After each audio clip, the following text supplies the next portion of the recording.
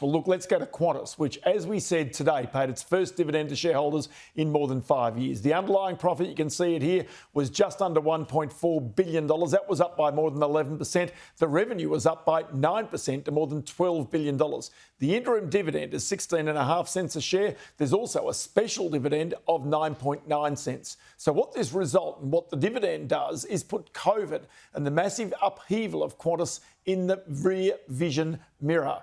I spoke with Vanessa, joining me now from Melbourne, where the results were released today in Hangar 101. Vanessa Hudson, the Qantas Chief Executive. Vanessa, many thanks for your time. An extra 2.3 million passengers flew in this 6 months compared with the same 6 months last year.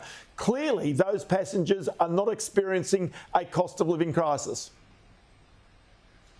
Well, I think what you're seeing is that the Australian appetite for travel, whether you are in the premium leisure or business purpose travel segment, or whether you are a low fares, value-based traveller, it's as strong as it's ever been. And I think that that's really important. And we also understand, though, on the point that you raised about cost of living, that access to affordable travel is also really important, which is why Jetstar and the role that Jetstar has played in this half has been so important in enabling thousands of Australians to travel for less than $100. 1 in 3 Jetstar customers travelled for less than $100.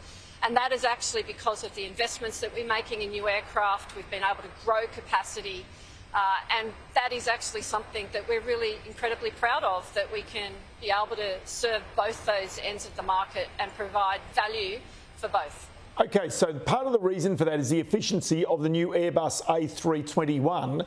Now, you've got those coming into Qantas as well, but you've also announced today you're going to refurbish 42 of the 737s. What's the difference in the performance between a refurbished 737 versus a brand new A321? Well, so first and foremost, the reason why we are doing a major overhaul of 42 737s is that our fleet came over a longer period of time. And so we've got some younger 737s that will be here for some time.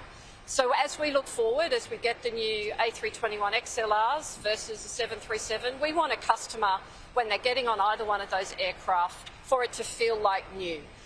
And the 737 makeover will see new seats in business class and also economy. But also, most importantly, we'll be refurbishing the cabin overhead lockers. They'll be bigger. And that's actually really important for customers, because not only does that meet what our particularly business purpose travellers want, they travel, they take cabin baggage on, they want to get a spot, and they want to do that really effectively. So it's delivering to what we know is a core need for our customers, but it's also going to help us improve on-time performance, which also is an incredibly important part of what we know matters most to customers. But on a head-for-head basis, a XLR aircraft is more efficient than a 737. So it has better fuel efficiency, it has more seats, and it can actually fly a lot further. So the two in combination will work really well together. But over time, we will see the 737s progressively exit, and we'll have a fleet of new A220 and A321 XLRs for Qantas. And that, as you can say as well, when we look to the result that we saw for Jetstar today, is actually going to deliver on what is a great outcome for the business, a great outcome for customers, but also a great outcome for our people, because this is going to enable us to grow, and it's going to enable our people to have promotions, but also to fly further than ever before.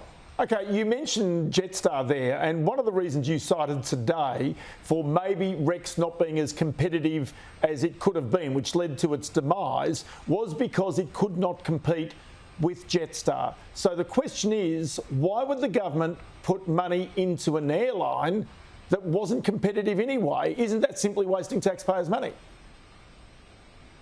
Well, look, that's a matter for the government, but what I would say in terms of the position with Rex, we were really sorry to see them go. We actually welcome competition, and Jetstar, particularly on the main trunk markets, are actually delivering what we know customers in that segment of the market want, which is low fares. And Jetstar before and also after Rex were providing fares in the market that were around 20 to 30% cheaper. But on regional markets, what we also believe in is that regional markets need to, at the highest order, continue to be served by air travel. And that's why the commitment that we are doing to regional Australia has never been more. We are investing in our Q400 turbo fleet. We are bringing 14 more of those aircraft into regional Australia. They'll provide more capacity, they'll provide more seats, they'll provide more reliability. We are also committed to continuing our resident fare program for regional Australia, but also our grants program. And so it's incredibly important for the role we have as Qantas, given our roots were born in regional Australia, but we know it's really important for Australia and the economy. Okay, so just take me through one other aspect of this, and that is over the past 6 months, compared with the same time last year, domestic fares up 0.8%, international fares down 6.6%. Today, the Treasurer green-lighted the arrangement for Qatar to buy 25% of Virgin. Are you feeling that there is more international competition than there was 12 months, 24 months ago? What we've always said is that we welcome competition. We have been competing internationally with 50 plus airlines for many, many years now. And so what we say is that, we're going to lean into competition. We think it's going to make us better. We are going to be focused on delivering to our customers. But actually, Qatar, that capacity is coming on to Europe. We are seeing other airlines grow. Etihad is growing, so is Turkish. And that's great for the consumer, and we think that that's really good. But we are also, in terms of our new fleet that's coming in, is that we are focused on serving Australians who want to actually travel more direct, more point to point.